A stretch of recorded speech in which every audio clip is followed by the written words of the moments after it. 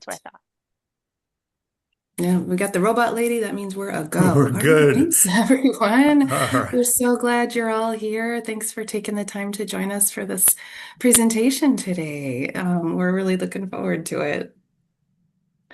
Who's here? Rob, you want to I'm introduce Rob yourself? Palasek. I'm the training director for Literacy Minnesota. Great, and I'm Patsy Egan, and I direct Atlas, and we're housed at Hamline University in St. Paul. And Patsy are teaming up today because my main responsibility is to oversee training of new volunteers, and Patsy's responsibility is to oversee training of teachers. And so obviously there is great alignment there. So Yeah. go to the next slide. Here we go. What do we then? We already took a Yep. second to do that. What are we doing Oh, today? go back one. Go back. All right. Go, go. I want to explain the title, Slow Down, Shut Up. Many years ago, back in the last century, when I was new in the field, I had a supervisor named Lorraine Loitz, and we were talking about what should we talk about for new teacher, volunteer training. And she said, really simple, we just sit them down and tell them two things, slow down and shut up. And I thought, wow, that's kind of crude. But 40 years later, I'm like, she wasn't wrong. And that is really the basis of what we'll be talking about today. In preparation for this training, we did a survey of some of the experts in the field, people who do teacher training, like Betsy Parrish and Andrew Eckelberger and so forth. And we asked them the question, what would you tell people? And they said, slow down, shut up. They used fancier language, because they're educators, but it all boils down to that. So I just wanted to give a shout out to Lorraine 40 years later. Go to the next slide. Sometimes wisdom is just wisdom and it It's is just wisdom. everlasting. So here's our agenda. We're going to do a warm up and there's a welcome. And then Patsy's going to do a little overview of English language teaching, the history of. Then we'll look at the four key principles, slow down, shut up, but we got two others. And then we will share whatever resources we have and wrap things up at two. I believe it's two. Yeah, Two, yeah. great. So I can go next slide. So, language teaching, the work we do sometimes seems very serious, especially right now when it's very weighty. But in reality, language learning, language teaching, kind of absurd. And when you really get into it and you think about how languages work and you realize how weird English is and how arbitrary languages are, it can be kind of fun. And so we wanted to start out looking at the lighter side of language teaching or language learning. So we'd like you in the chat box to share out any language faux pas you have made as a language learner, anything funny that your students have said that stuck with you. I'll share mine. I had a student one time walked up to me and he said, I have a question. How much is a blanking quarter? Except he didn't say blanking. And I'm like, oh, where did you hear that? And he said, yeah, I was coming to class and somebody said, hey, do you have a blanking quarter? I'm like, it's 25 cents. It's a quarter. And so, again, one of those teachable moments. Patsy, do you have any? Yeah, I mean, the ever popular mixing up the words chicken and kitchen, I think is, oh my goodness, and that just came through the chat box. So that is just a classic of adult ESL, right? I was eating chicken in the kitchen, but of course mixing them up. So that's a good one. And then I did have, I started my career in teaching in Russia, and they don't have the short A sound. And so Patsy came out as Pepsi, but then they'd usually make it like Pepsi. So they thought my name was Pepsi, like the cola. So it was just funny, right? And no one's fault. It just isn't a sound they have, right? So they were seeing some good ones come through the chat here. As a Toes, Coke foot, guy, I'm fingers. never going to call you Pepsi, so you're safe. You're safe with me. I'm safe. Mixing up diary and diarrhea, that's a classic. Yep. Yep. Having trouble with my bowels. That one. Oh, break a leg. Yeah, the idioms can often get pretty funny Hmm. with students. Focusing on the S, saying seal with a group of some. Yep. Thank you for that. Cake instead of Kate. Yep. Oh, these are great. Thank you. There's always it's always fun, right? Language is funny, and the way we use it is funny. And as students are learning it, we are going to misstep both teaching and learning. Oh yeah. Using that long E instead of a short I and learning the word beach and the word sheet, for example, always classic. Major grocery store chain in Lithuania is called Iki. Oh, stop. That's amazing. Great. Thank you. All right. Well, I think we'll move along, though feel free to keep typing those out. But we wanted to give just a little history. Like, what is it that we know, like, about how language teaching has emerged over the last, oh, I don't know, couple hundred years, right? So we're going to do that in under 10 minutes. So, like, hold on, we're going to move through it fairly quickly. But just to give you a scope, and we realize there are people here who have a lot of experience teaching, maybe advanced degrees in ESL, and then those who are maybe quite new to it. So just a general overview of where the field has emerged. So this is what I'm going to talk about very briefly. Grammar translation method. It was kind of through the early late 1800s. Prior to that, I'm not going to go into, but as people did migrate and have contact with each other, of course, they did learn each other's languages. But what is recorded that we know about a lot are these movements: grammar translation, the reform movement and direct method that kind of emerged in the late 1800s, early 1900s, audiolingual right around World War II. I'm going to call them the wacky methods because that's what my TESOL professor used to call them in the 1970s. There was a lot of wacky stuff in the 70s, including language teaching. And then kind of where we've landed now with various kind of flavors of communicative language teaching. So grammar translation, I mean, came from like monks writing stuff down, right? Like this is where it's emerged. Language was taught like a monastery rule: memorize, obey, repeat. And it was really considered a discipline, not dialogue. And so this is a kind of classic example of what this looks like. Even though this film was in like the 1950s, even though the field had moved on, a lot of like prep schools on the East Coast had not, right? So here's what this looked like.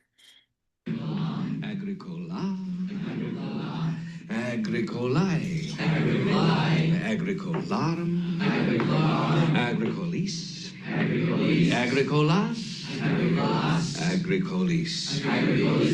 You get the idea. I hope you could hear that okay. So the idea of like you just are repeating. So something you might notice there, not a lot of interaction, right? It's really just about memorization, like take it in, spit it out, right?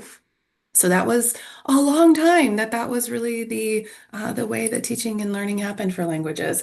And then we moved into kind of the pendulum swung right towards interactive, more focus on oral language, and what was called the direct method emerged by a guy named Berlitz, and you may have heard of him. I put a book on there. So that name still exists today in a publishing company, but Mr. Berlitz emphasized natural context-based language learning, and it was called the direct method, rejected translation and said you just have to immerse yourself in the language, have that oral vocabulary, be very immersed in that target language, see it, hear it, repeat it. Was kind of the way of that direct method.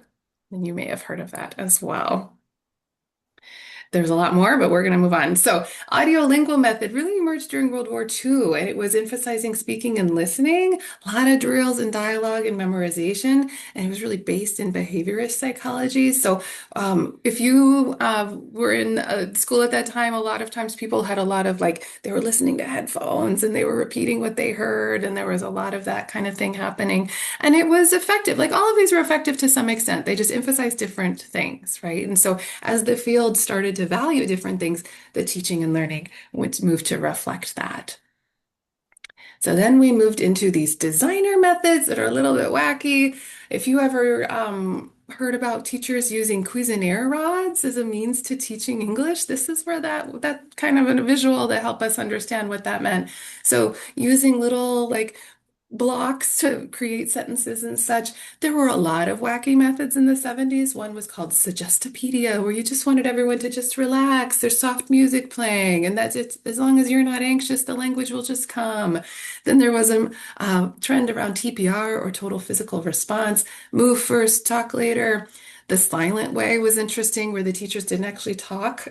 They just kind of let the students, I call it panic productively, right? So they were like colored rods and charts do the talking. I mean, they were just wacky. A lot of wacky stuff came out of the 70s, right? And then we moved into what we refer to now as communicative language teaching. And this kind of emerged in the 80s. Stephen Krashen was a main figure. And then it's the dominant approach still today, although there are, as I said, different flavors of it. And the idea being that language is really for communication. The reason we speak to each other and read and write together is for communication. It is interactive. It is based in real life tasks. And so in spec, there's like a thread of communicative language teaching called task-based teaching. It's very learner-centered, and language is used as a social tool. So, taking all of that in, the core principles then being communicative competence, meaning is valued over form, a lot of authentic material. So, instead of like talking about restaurants, you'll look at a menu, right? Instead of talking about an event, you'll read the actual news article. So, looking at signage, looking at the environmental print around your students is highly valued. Student-centered, so we want the students to be in the middle of interactions, and we'll talk a little bit more about that. Very functional, like what do you need to do to make an appointment, right? How do we make that happen? How do you cancel something? How do you write a text that your boss will understand that is polite? Like, so some of those task-based things that I mentioned as well. And then a lot of integration of skills. We're listening, we're speaking, we're reading and writing all in one lesson. These are all tenets of communicative language teaching. So we're not going to watch this, but it's in the slides and you can watch it at another time. Those slides are already in your participant folder. And so we're going to actually move now into like wisdom from our colleagues. Like, what are some things that we learned when we, as Rob said, put out the idea for what do you tell student or student teachers over and over again, Rob? Yeah, thank you, Patsy. Just a story. I was doing a tutor training down in Mankato several years ago, and there was a older gentleman who had clearly learned foreign language using one of the earlier strategies. And he came up to me quite angrily and said, "Just who at Literacy Minnesota came up with this communicative approach to teaching language?" I'm like, "It was me. I had some free time one afternoon. And I'm like, let's come up with a new strategy." So, there's some conflict there. So, as we said, when we were doing preparation for this training, we reached out to experts in the field, people who were master language teachers, as well as people who did teacher training. And we asked them, what are the phrases you say most often to newer ESL teachers? And slow down was in there, shut up was in there, but also a lot of emphasis on building oral language as the basis upon which you teach reading and writing, and then just do it, which Patsy will talk about. I think we're violating copyright somehow there, but you get the idea. All right, let's go to the next slide. So tip number one, build oral language. And another experience from my impressionable youth. I remember the very first conference I went to, like Summer Institute, whatever it was called back in the 1980s. And I went to the keynote session, and the presenter was talking about the experiences that we had had. We were just having the first wave of Hmong refugees, and so English language instruction, we're teaching that population. And remember, the presenter said, "You have all failed, or we have failed our students." And as a new person, I looked around like, wow, you are terrible people for failing your students. And essentially what they were emphasizing is that what was being taught was very print-based. And they said the result is we have a lot of people who can decode words on a worksheet, and they have no idea what those words mean. And they have absolutely no ability to make a doctor's appointment.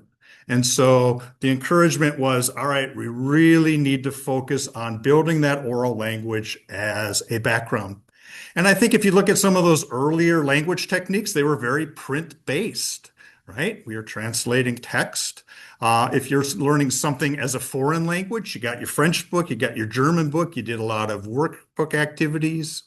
In classes where we rely upon a textbook, we sometimes get very paper-based because we're using that textbook. And then I think as a language learner, I would rather work on a worksheet than have to speak out loud. Much scarier have to speak out loud. And so I think there's this tendency to want to do a little bit more print literacy before we built the appropriate oral language base. Okay. So I'm going to flip, and I have sort of two pieces of theory to back that up. The first is a natural progression of language, looking at how children typically learn their first language. So in the chat box, chat out, what's the first language skill a kid learns?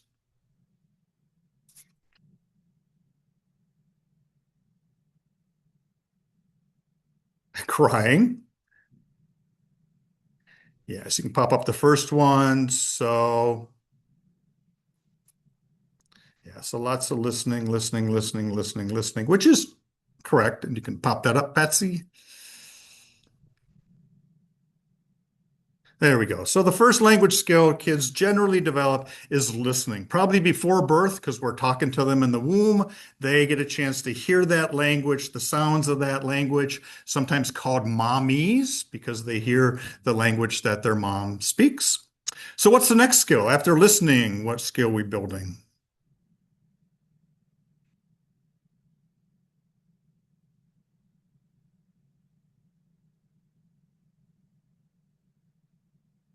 Yeah, making sounds, which leads to speaking. So that is the second component. And how much time does a kid spend listening before they're expected to speak?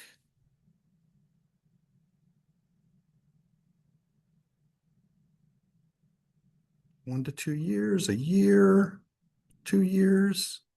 Yeah, so they get a big chunk of time being able to listen, and then they start speaking, and we don't correct their grammar, and we don't tell them to put their tongue behind their teeth because I don't have any, but you get the idea, right? We just let them produce imperfect language. And I compare that to what happens in an ESL classroom. We walk in and we're immediately expected to produce the language. And that is a terrifying thing to have to do. All right, what comes after speaking? Got listening, speaking. What's next?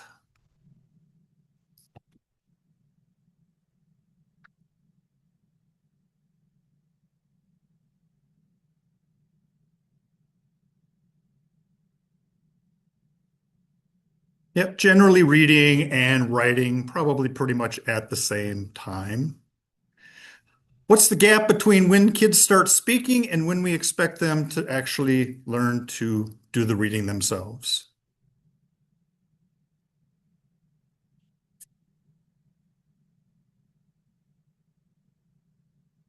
4 years, 3 years, 5 years, depending upon what program you're in. So again, a whole lot of practice with that oral language before they're expected to produce written language. And I think I saw a statistic that the average kid gets a kindergarten knowing about 10,000 words in their home language. And not only do they know those words, they can put together really complicated sentences. And I remember being with a friend, and their 4-year-old son was in the back seat. And I heard him say, "Hey guys, I have an idea. Let's stop at McDonald's for lunch." I'm like, I don't even know what grammar that is. I couldn't map that sentence out if I had to. Yet they had that language background. So again, remembering the language, natural progression of language, the importance of building that oral language before you emphasize the reading and writing. All right, go next slide. The other compelling reason to focus on oral language is thinking about authentic language use. So you can click the next slide or the next animation and do one more. So we're going to do a little quiz here. I'd like you to think about, and this is the average person. What percentage of time do they spend listening? What percentage of time do they spend speaking? What percentage of time do they spend reading? And what percentage of time do they spend writing? If you click again, you'll see the format. And that's not the correct answer, so don't just copy that. So in the chat box, chat out your thoughts about what is the proportion of time we spend speaking, listening, reading, and writing.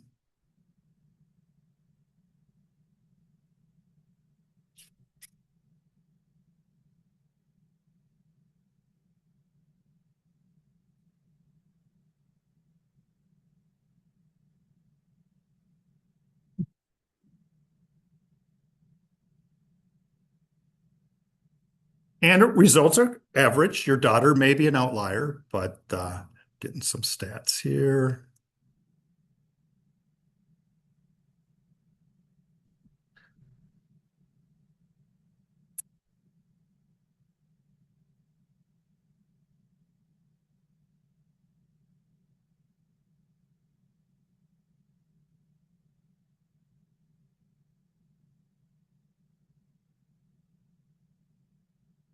I'm going to define listening as just hearing the language, probably with a specific task, but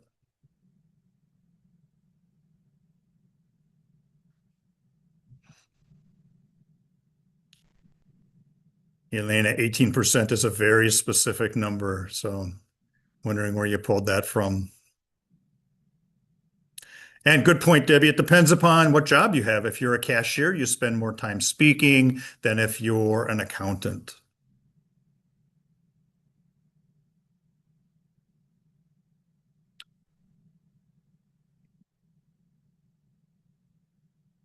All right, go ahead and show the next slide, which is what the research shows.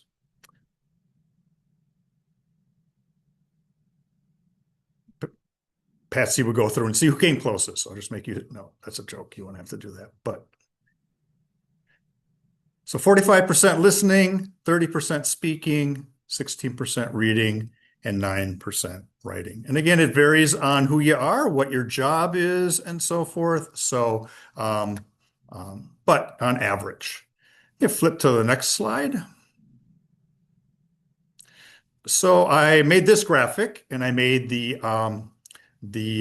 font proportional to the percentage. Lindsay would be very proud of me for the column training that I did proportions there. But you can see listening is by far the biggest, speaking, reading, and writing. And then I flipped it over to get across the idea that listening really holds everything else up. And granted, adults aren't kids. Adults have reading and writing needs sooner than kids do. Kids don't need to fill out a form in order to leave the hospital when they're born. Sometimes our adult students have those immediate needs. But if you think about, if you were to do a list of this is my students' writing needs, reading needs, speaking needs, and listening needs, it would probably be in these proportions. All right, so background information done. Now we'll go to sort of what it looks like or could look like in the classroom. And just talk about some activities for building oral language. And this is the fun part because get you guys to share out some of your strategies. So we'll start with the first one. Do listening activities, just pure listening activities where students get a chance to listen to the language and hear what those sounds are. I remember I thought I was going to learn Polish, which didn't happen. But a big part of that was just hearing those sounds because they're so different than I was used to. And so just listening to tapes of people speaking Polish was really important for me as I tried to figure out how this language worked. Some activities I've seen tutors do, teachers do, a spiel where you just talk and the students listen, or you read something and they just listen. You can have them listen for something specific. Like one thing you could do is just identify a word, table. And I want you to listen, see how many times you can hear the word table. Okay? Or you could listen, have them listen for the answer to a question. Like, I want you to listen and tell me what the temperature is supposed to be on Monday. Okay? And I was just thinking about how artificial intelligence would help with this activity because you could say, generate a 100-word passage where the word table is said 15 times. And so then you can rely on that. Okay. Patsy, what are your favorite just listening activities? Yeah, I'm a big fan of using music for this too, like a song and then like have the words written out. I know Liddy is on the call and has done some of this too. And then they're just listening and maybe something simple where something's repeated quite often and then have a few words missing and have students have to listen for that. Another is listening to like voice messages that I recorded or someone in my family or someone in the office, and then having them jot down what's the message, right? What did you hear? Something like that. Yeah, we used to do that a lot, like call this number for the temperature, call this number Yeah. for the time. But now we Uh, go online for those things. So I think, right. No, there you used know, to be a phone number. for all those things, you used to be able to call a number for find out any piece of information. I did a fun one with kids. I said, I'm going to read to you, and I want you to listen for me making a mistake. Nice. Mhm. And I'm not a great reader out louder, and so I made a lot of mistakes. And boy, they were motivated to have me find the mistake. In the chat box, chat out your favorite ones. Kate said just giving a sentence like I buy 2 apples and 3 bananas and then asking a comprehension question. What else are people doing for pure listening activities?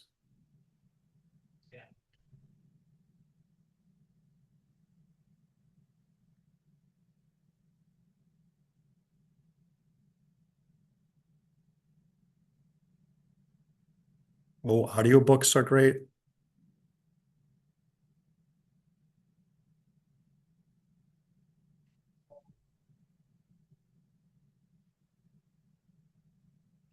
I like podcasts. So back in the day, we had call this number, but we didn't have podcasts. Now we have podcasts. So we've replaced one thing with another. A dictation, listening to the news.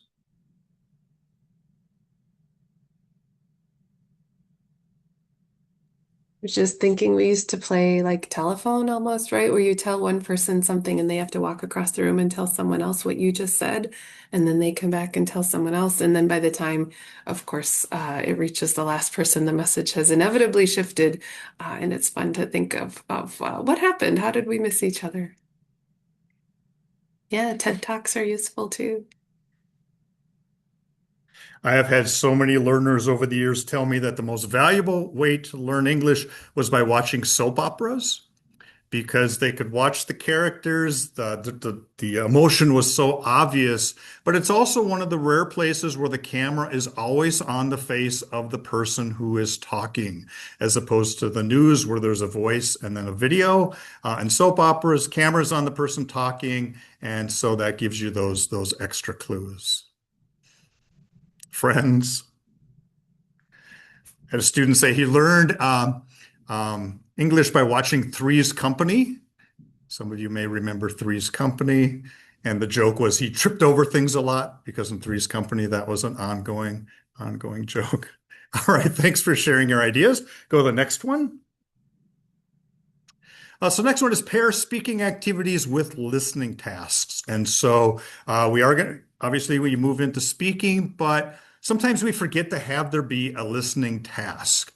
And the one I always think about happens all the time at meetings or workshops is you're supposed to go around and everyone's supposed to share something about themselves. So you're sitting there thinking, what am I going to share? What am I going to share? What am I going to share? And then your turn comes, you share it, and then you immediately stop listening and think about what you're going to get at the grocery store after the meeting.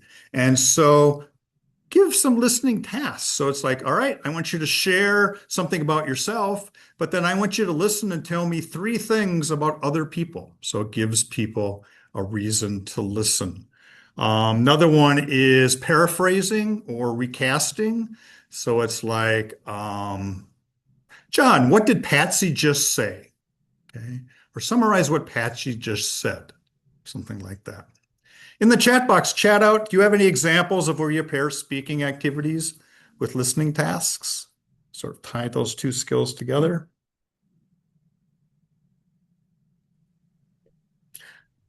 While they're doing that, I'm thinking of I used to put a word bank on a piece of paper and like, okay, these 10 words will appear in the listening that you're about to hear. As you hear them, circle them. Mm. And then after that, turn to a partner and compare, like, which ones did you hear? What did you hear? What was first? What was next? Yeah, mingles are great for this. You go share Mhm. something with somebody, but you'll also have to learn something about somebody else. There's some good ideas in the chat here. Interviewing each other, that's a great Mhm. idea. Yeah, like a find someone who, or I'm seeing lots of sentence frame activities.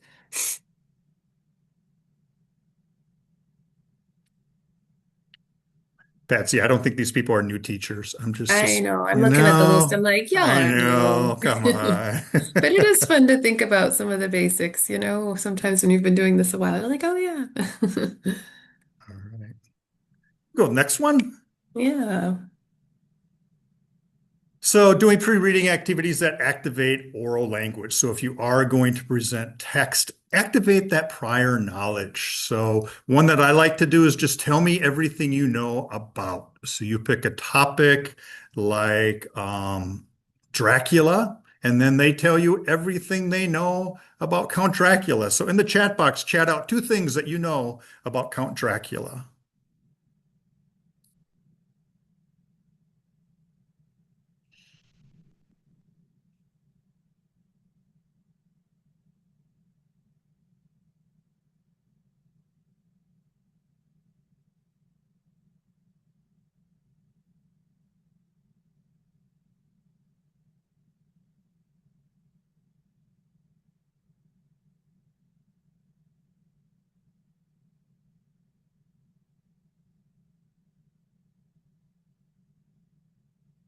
That's prior knowledge here. Appreciate the serial references. That's the first thing I thought of too. Which is sort of what is it called? Having the wrong anchor. So if that's your idea of what Dracula is, you're going to have to shift that focus a little bit if you're reading about Transylvania. So yeah, just activates their prior knowledge, pulls up that information, makes the words easier to decode. If you've just said Transylvania, it's going to be easier to decode Transylvania because you're going to expect it to be there. I always compare it to if I'm going to a party, I think about who's going to be at that party, and then it's going to be easier for me to pull up those names because I'm thinking about who's going to be there, and they're on the tip of my tongue. Certainly, reading the text out loud before you ask them to decode it is a great way to do this, great way to focus on the oral language. And again, stealing ideas here. What activities do you do, pre-reading activities that you do that activate prior knowledge?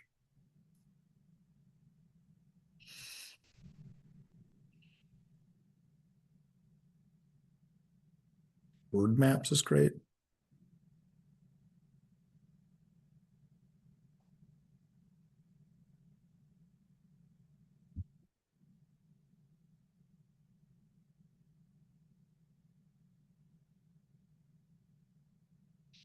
If you were at Betsy's session this morning, she talked about that, talking out loud before you move into the writing part, right? That's a tried and true strategy. So gets at the same thing. Doing that, those classic pre-reading things like the title, the captions, so forth. All right, last one on my list, which is to tie those alphabetics, phonics concepts, and skills to known oral language vocabulary. So before you have them sound out a word, make sure they know what the word is. Okay, they know that vocabulary piece. The place I think about this is with alphabet charts. You know, A for apple, B for banana, C for cow. Well, that's assuming you know what an apple is and a banana is and a cow is. Kids often have that prior knowledge. Often the students we work with don't. They're like, what's a castle? What's a witch? What's a unicorn? I mean, some of the weird things that we come up with. Kids know them because they have that 10,000 word background. The adult students we work with don't always. So make sure to fill in that oral language before you move on to the alphabetics or phonics concepts. And speaking of moving on, I'll pass it to Patsy. Thank you. All right, such good ideas for building that listening and speaking before moving on, especially the listening skills. So, tip number two is to just do it. So a lot of times I think we're compelled to sort of narrate what we're doing in a classroom, and I understand the instinct, but actually it's the less we say and to just say the things that actually need to be said, the better. So one of the most powerful teaching moves I think that people can have is not to explain it first, just do it. Like I literally, of course, have seen newer teachers things like, I'm going to pass out the papers now, and then do it. Like, no, we don't need the narration, just do it, right? And think about it like this, like your students only have so much brain power and attention, right? And every time you're dropping a gem in the gem jar of like language that you're using is something they have to hold and give attention to and think about, and it increases the cognitive load. So you really want to attend to only the things students really need to attend to. So not that you don't want to be talking, but you don't want to have extraneous talk, right? So the idea of just do it, it has to do with a little bit about that, and then that relates to the shut up one we'll do in a little bit later. But there's a number of things we can do here. We can make things visual. Someone offered visuals as a good way to build background knowledge before other activities. You can role play it. We can act something out, right? There are lots of ways that we can do something instead of just talking about it. So making things really more concrete is what this one is all about. So a couple of ideas for us. Show the action, right? I bet those of us who have taught ESL, we get really good at charades. Am I right? Like we know how to act out pretty much anything. So, and for those of us who were teaching ESL before we had the option of going to Google and just finding an image, we were really good at this. So, showing the action, acting it out, like looking, oh, sad, oh, that's this, right? Like we get pretty good at using our bodies and our hands to show what something means.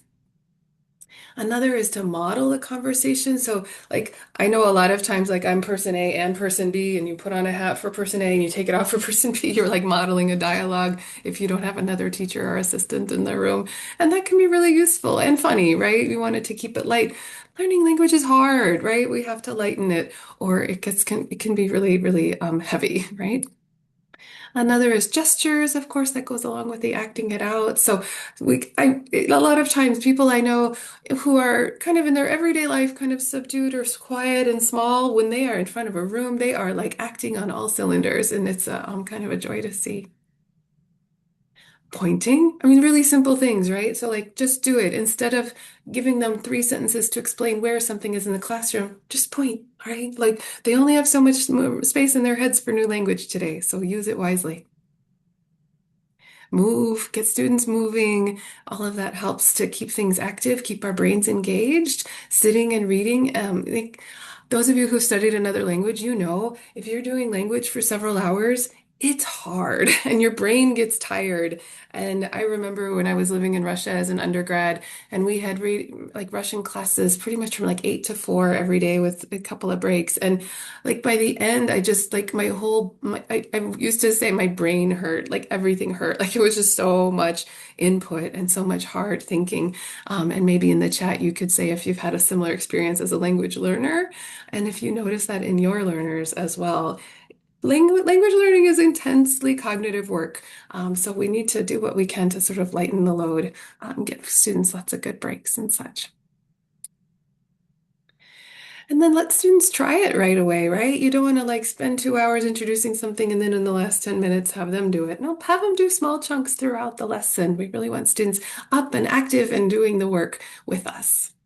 And I'll show some ideas in a second here. And really just explaining just enough, right? So again, reducing that extraneous stuff. So the one way to think about this is an example that Rob offered the other day was the difference between teaching art history and painting, right? Like we can talk about the language a lot. We can explain about this artist, we can explain about this style, about the use of color, about like the reason behind this particular frame and what the symbolism is. Like that, we can do that. That's us talking a lot. Or we can hand the students a paintbrush and let them give it a go, right? So I think that's a good way of thinking about it. Another way of thinking about it is like, how do we learn to play soccer, for example? You don't learn to play soccer necessarily by reading the rule book over and over. You learn to play soccer by getting out in the field and giving it a go, right? And it's not going to be pretty right away, and that's okay. But that is how we get better at something, is to just do it. So, just to get some ideas from you all, what's one of the silliest things you've ever acted out in class? What's something that you have had to gesture or act out with your hands or your body in class? What do you think? Oh dear. Changing a diaper, jumping. Rob, you got any?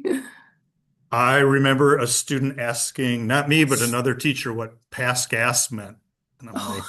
like, I'm going to leave here and I'm not going to stay around to see if you just do it. So, gosh. Oh dear. Carrying a body on a stretcher. Oh my. Creeping Hmm. slowly, chase. Yeah. And for those of you teaching online, this gets tricky, right? Oh dear. Yeah, there's a lot of like body kind Body of functions functions. happening. Yeah. Yep. Oh, I actually had that as an example, Laura, about how to walk on ice, right? Like little tiny baby steps, right? We took students out into the parking lot to practice. Well, and I appreciate the drawings, right? I mean, I am Mm. not someone who's going to help your Pictionary team, but I've had a lot of practice in class. I'm not sure how useful many of them were, but we do get a I think a little more across when we're able to use our bodies and our little drawings to try and get an idea across. I'm always sad when my students know less about what I'm teaching after I draw a picture than before I draw a picture. It's like they go backwards. Oh, these are great. Thank you. Well, hopefully that you're getting the idea that what we want to emphasize here is that When we just do it, when we let our students just do it, that is a great principle to hold dear in language teaching because they need the practice. They don't need all the extra. And there are lots of ways to get them involved from the get-go and just hand them the paint and paintbrush. All right, we'll go to Rob for slow down. All right, so number three, and we recognize the irony that we're talking a lot and going very fast in a section called Slow Down and Shut Up, but workshops like this are different than classroom experiences. So next one is slow down. And as I said, we asked smart people for their advice, and they gave us some great quotes, and some have Patsy pop them up on the screen. And I'll just give you a minute or so to read through those.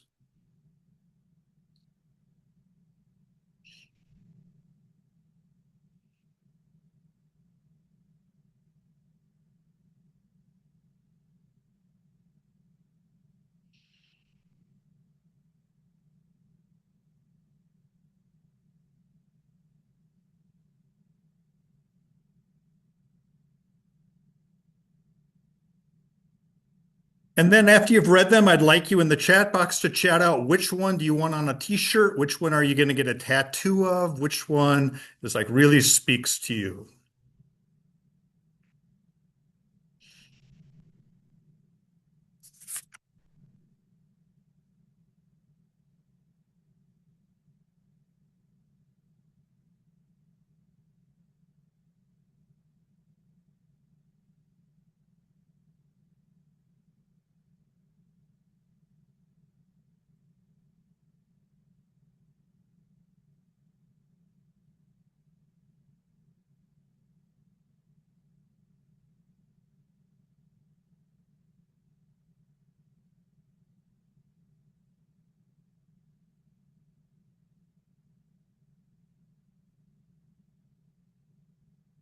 I cheated a bit. Back up to go forward actually comes from a math cohort that we're doing. But this one really resonates with me. Just this idea that, if you keep spinning your wheels going forward when you're stuck in the snow or the mud, you know that reversing to get some traction is the best way to go forward. So I guess in the middle of January, that one is relevant to me.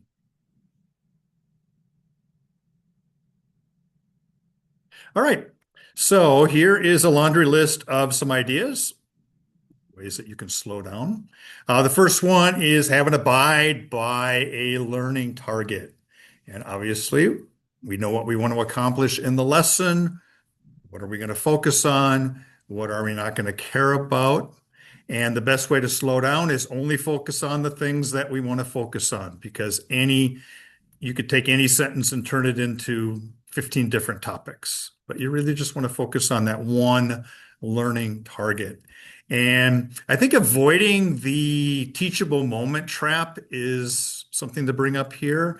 Students will ask you what a word means, and then you spent 20 minutes explaining new vocabulary words that weren't part of the lesson. So really have a learning target and try to abide by it. Obviously, you want to be flexible. You want to capitalize on some of those teachable moments, but don't go down the rabbit hole of vocabulary or pronunciation or grammar or whatever. Just review the content. How many times do you need to go over something? 18 times to learn a new vocabulary word? Like 10,000 times or 1,000 times to have it be part of your productive vocabulary? You just need lots and lots of review of the content. And I think textbooks want to cram as much content in the book as possible. And it's our job to slow down that content by breaking the lesson apart, by building more review, by building more practice and things like that, not just getting through the pages as fast as possible. I have a coworker who said one time, I don't understand why people stress out about creating subplants. I just take a lesson from 2 weeks ago and say, teach this lesson.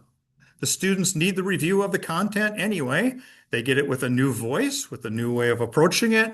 And so just pulling an old lesson plan and having the sub teach it is probably a pretty good practice. That's brilliant. Okay. Or cheating. depending on the I'm going to give Megan Boyle credit for that one. That was her time-saving strategy. I didn't want to say her name until people responded positive to that. Okay. Cheating is sometimes brilliant. Yeah. Recycle activities. Okay. We were talking about if you have game night, you have friends who want to play a different game every night, every time you meet, and then you have friends who want to play the same game every time. And we're probably in either of those camps. With ESL teaching, I think you really want to recycle the activities. So once you've taught the students how to play bingo, then build bingo into lessons so that they don't have to spend time relearning how to play the activity. They can just focus on the learning target of that lesson. So since I brought up bingo, what are some skills that you can practice, some language you can practice by playing bingo? So you can certainly do vocabulary bingo. What are some other things that you can teach by playing bingo?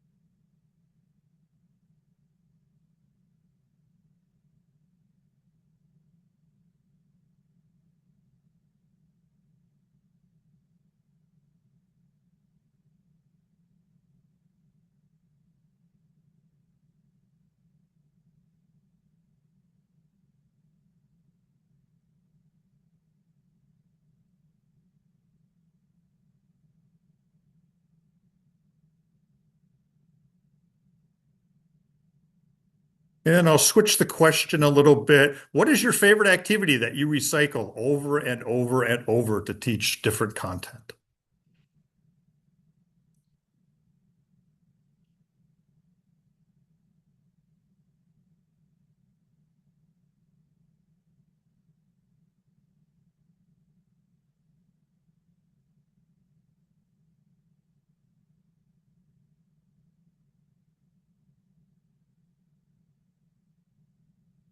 I love info gaps. I always say life is an info gap. The reason we communicate is because I have information, you have information. We have to talk in order to communicate.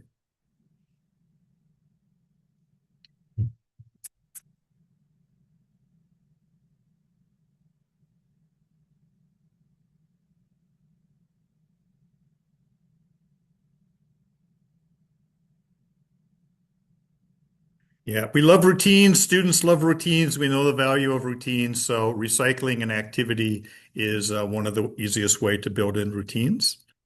The next bullet is spiraling, and that is the concept of teaching a skill, then reviewing it, but adding a little bit more to it, and then reviewing it and adding a little bit more to it. Patsy, if you could go to the next slide. So here is an example spiral from ChatGPT. Cheated a little bit here. So this is what they came up with. First week, you're introducing the color words, red. Then the next week, it's red shirt. Okay. Then you move on to putting that in a sentence, and then maybe you do comparisons. So you're recycling that those colors, those nouns, just getting more and more complex. Right. And go back to the slide. Oh, backwards. Sorry. Didn't do my gestures well. There we go.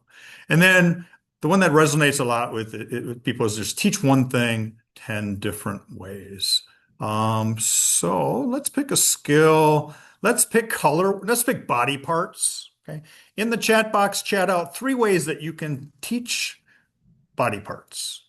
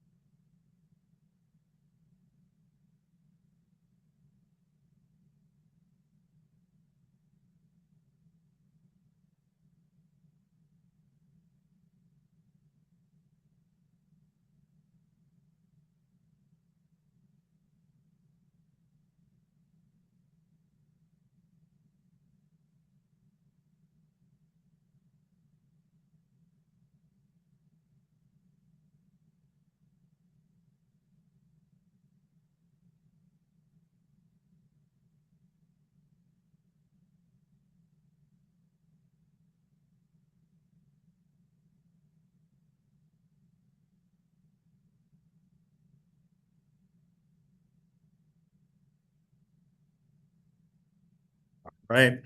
I remember a while back I had a new volunteer come in and the lesson plan said to work on body parts and she was a little nervous and she said, I'm supposed to work on body parts. Where do I find body parts? And I said, maybe your student will bring some in. So probably shouldn't have been so snarky, but I was. So go ahead, flip a couple slides. And then again from our friend ChatGPT, I asked them for what are 10 ways to practice colors.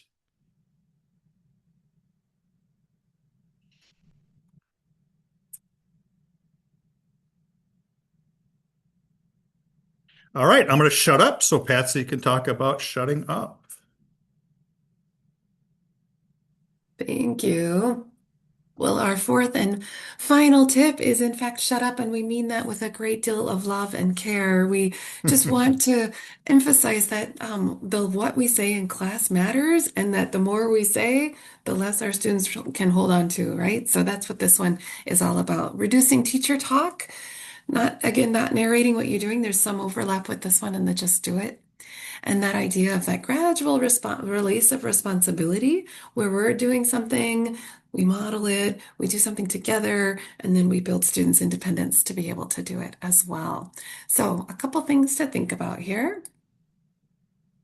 My favorite phrase that I was told as a newish teacher years and years ago was, "You're not the star of the movie, Patsy." And I think when you're in front of a classroom, there's sort of a natural, like, look at me, I'm doing all the things, I'm entertaining these students. And that is, in fact, not what we're trying to do. We're trying to engage students. And oftentimes that means what one of our wonderful colleagues said, teach from the back of the room, not the front, right? In the idea that let the students be the leaders, let the students do most of the work in the classroom. So, in general, you want to talk less than your students are talking, do less than your students are doing, make fewer decisions than your students are deciding, and just kind of keep that in mind. You're not the star of the movie; the learners are. Your job is to set up the scene, give a really good prompt, and step out of the frame.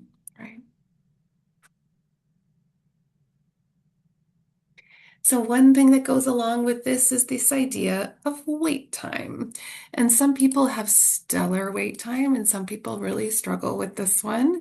And it can be tough, right? We're used to kind of being in a rapid fire conversation sort of setting, and this is very different from that. So, this one's hard, especially for experienced teachers. When there's silence, we generally rush in to rescue it, right? We rephrase, we add more information, we assume people want more detail, or in fact, our students are probably just processing, right? And if we can just wait, that's where the magic happens. So language learning happens when students talk, not when we do. So how do we do that? How do we not fill that space and just kind of let that space breathe? So one idea, they say in general, 7 seconds, right? So let's think about what 7 seconds feels like. So I'm going to put on this timer. So for example, let's assume that that you've asked a question of some kind and you're expecting an answer, but you're not getting one right away. Another nice thing about this is those people who aren't like the rapid fire responders might be able to join you if you wait 7 seconds before calling on anyone. So let's see what 7 seconds feels like.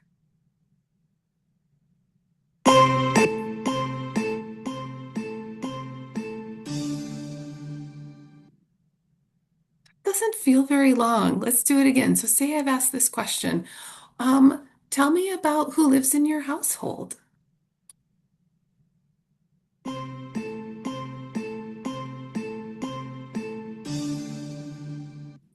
Like it's just not that long, but you'd be shocked how many people don't do it, right? So something to keep in mind.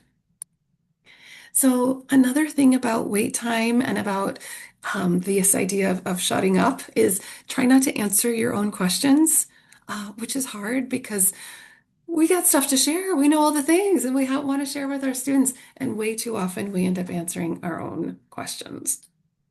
Another is watching out for display questions. So that would be, for example, someone asking me, do you wear glasses? It's like, Obviously, I wear glasses. I'm wearing them right now. Or I'm like, oh, Rob, do you like to wear headphones when you're on Zoom? Like, we already know the answer to that, right? Or asking someone, are your ears pierced? Well, duh, right? I think of these as the well, duh moments, right? If you're going to ask questions, make them worthy of your students' attention.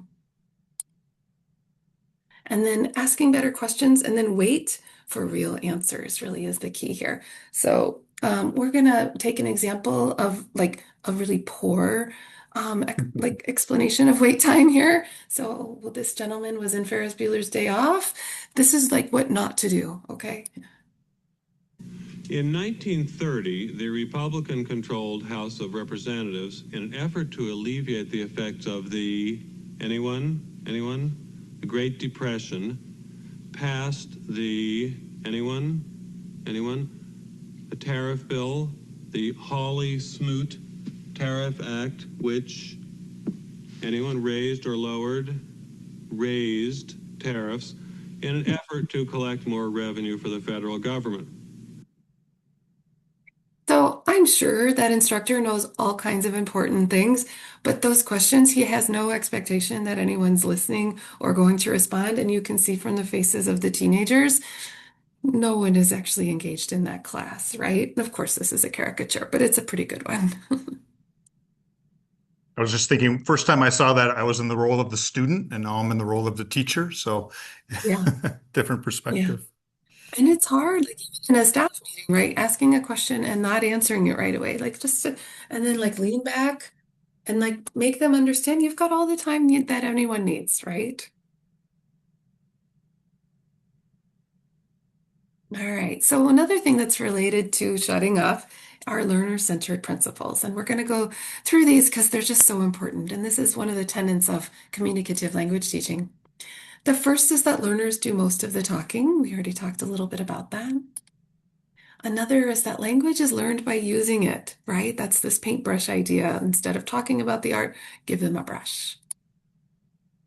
Mistakes are part of learning, right? I remember someone saying, you know, the only reason that you fall if you're ice skating is because you've left the wall and aren't holding onto it anymore, right? And that's actually part of the process is going off into the rink and giving it a go. Meaning generally comes before accuracy, so that's important, right? We want students to have real conversations. They're going to be pretty sometimes. That's more important than getting it right. I once got the entire history of Burma in gestures. It was amazing. Visuals and actions support understanding, right? So one thing we talked about earlier was the use of gestures and how you've acted out some pretty ridiculous things over the years, and those support understanding in big ways. And that's another tenet of learning learner-centered principles. Wait time is important.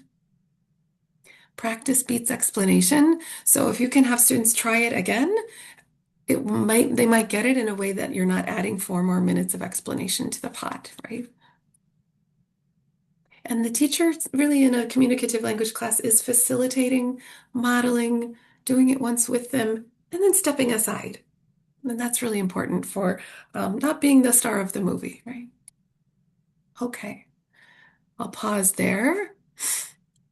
Rob, do you want to get us some breakout rooms ready?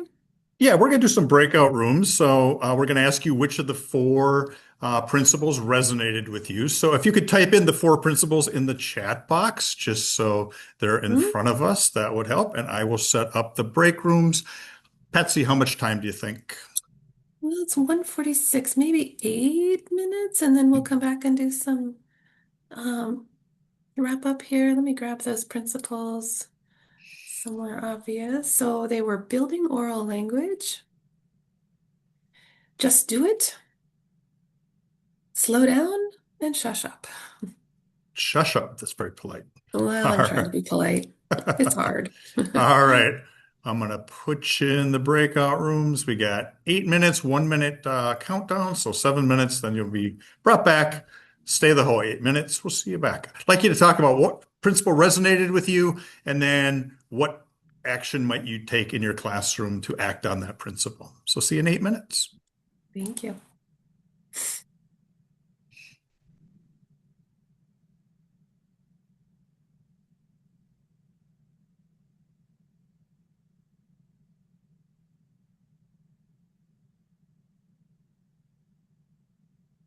Rebecca, do you want to pause the recording?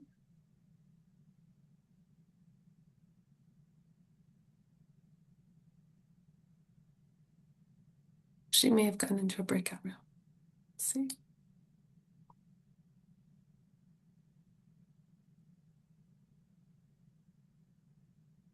Rob, can you pause the recording? Oh, Oops, oh, we did it at the same time. So go ahead, pause the recording. okay, sorry. All right. Well, in the last couple of minutes, we're just going to share some of the resources that we've got. We've had a good conversation just now. If there's anything you want to share in the chat about the highlights, feel free to do that. But we are going to just move to a couple of things we want to be sure you're aware of that are available, especially if you're newer to the field or haven't explored some of these before. We have some pretty great stuff that we want to be sure you know about. The first are all of the Atlas resources, and then Rob will go through some of the things housed at Literacy Minnesota. So I'm not going to click on all of these, but just know that we have an online ESL resource library that is curated. Think of like an awesome boutique of things instead of a warehouse, right? Like when you Google, a worksheet on blah, blah, blah, you will get a bazillion options. What we have on ours is pretty like curated in comparison. Things that I have hired has looked at, decided it was of high quality and worth sharing, and then posted on our website. So good stuff there. And just a shout out to Katrina Benson, who has been helping us put together the beginning ESL literacy resources. So if you work with that very, very low level of ESL, folks who often are acquiring English at the same time as they're acquiring alphabetic print literacy for the first time, sometimes we call that a pre-literate group, although I don't love that name. But those resources have their own section on that library as well. And then we do have a teaching reading to adults Canvas course. Sometimes we do it as a mini cohort like this fall, and then it's also available as a kind of a standalone self-paced course. And there is new content that Andrea Eckelberger developed for that beginning ESL literacy group of students as well. And I'll share this in a moment, but the upcoming PD, we have an announcements document, and pretty soon there's an anti-racism study circle, anti-racist praxis study circle that's going to be starting in late February, and the application is due February 13th. And then we also have a series of trauma webinars that we did this fall, one in November, one in December. So trauma-informed practices, as well as a nice 20-minute video on just what does traumatic stress do to the brain and learning. And I add these here because of all the things that everyone's carrying right now, and we thought those might be useful. So Rob, what do you have at Literacy Minnesota? There's Patsy, a there's a the, good question in the, the chat, if I can interrupt you real quick. Sure. Jill's asking, with study circles, do you need to attend every session? If you know for sure that you can come to everything except one, like we could probably make an exception, I would just fill out the application and let us know what's going on, and we'll work with you. right. And Thanks just for the quickly, question. Literacy Minnesota has a educator resources page. I encourage you to check that out. And then a lot of Atlas's training are long-term trainings, multiple session trainings. We provide tutor trainings, which are 2-hour one-shot trainings. They're designed for tutors, but they're open to anybody. We do have some of the evening, which scheduling wise is appealing to some teachers. So I encourage you to attend those. And you can find out about them on the Atlas PD calendar with everything else. All right, we are at time. Excellent. So here's that upcoming PD doc.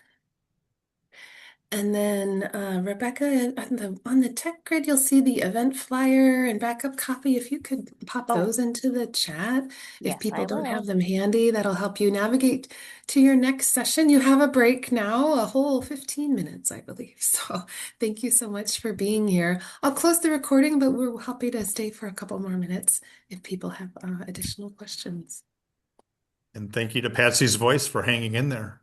Good job. Yeah, trying. Sorry, I'm so scratchy.